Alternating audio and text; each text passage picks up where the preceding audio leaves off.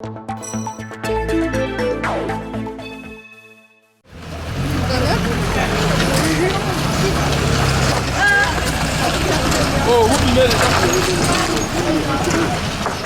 constat, c'est que les conditions de route au Gabon, c'est catastrophique.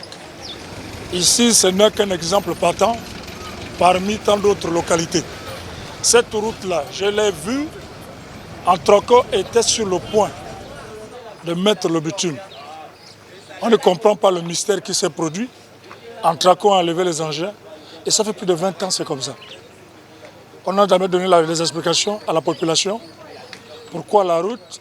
Ce que je sais, des sources sûres, c'est que cette route dans les archives du Gabon, au niveau du ministère des Finances, elle est déjà payée.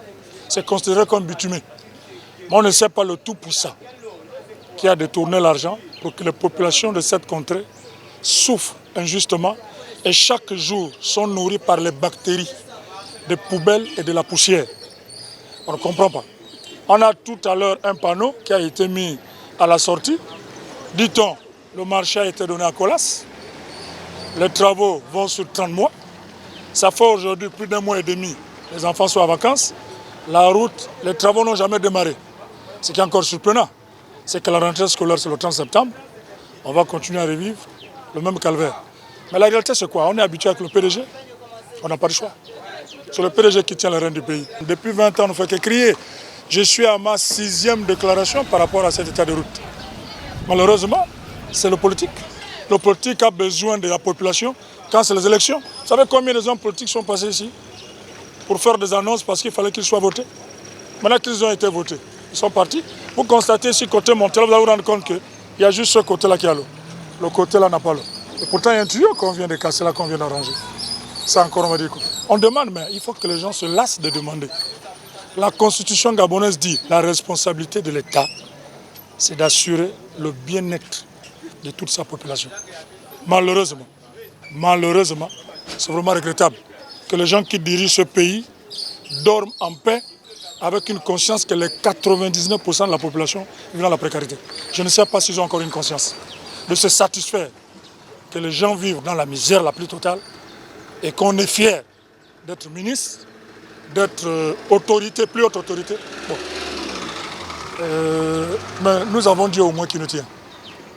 Mais c'est vraiment désolant. Le Gabon a suffisamment d'argent. Le Gabon est suffisamment béni pour que tous qui vivent dans son sol puissent avoir le minimum nécessaire pour avoir une conscience apaisée. Donc on n'a pas besoin de jeter le sort sur le ciel. Le ciel nous a déjà tout donné.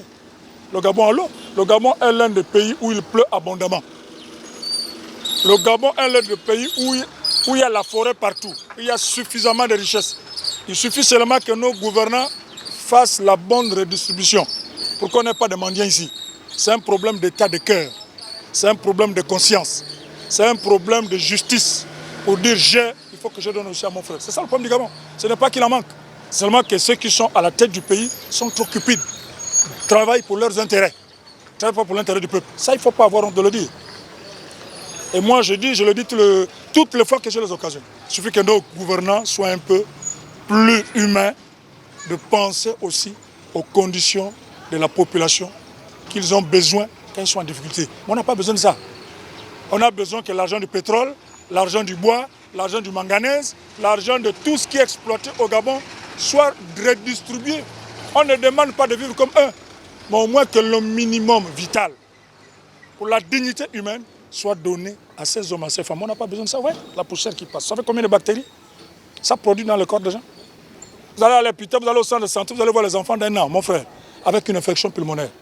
Moi, quand j'étais jeune, on disait que la tuberculose, c'est pour ceux qui fumaient et qui buvaient. Mais un enfant d'1 an qui ne fume pas, ne boit pas, comment peut-il contracter une infection pulmonaire? Mais c'est les conditions de vie. C'est regrettable. Ça ne peut pas faire rayonner notre pays à l'extérieur. Hein? Changeons un peu de mentalité et pensons un peu aux autres. Chers amis, je vous en prie. Que Dieu bénisse notre pays, le Gabon.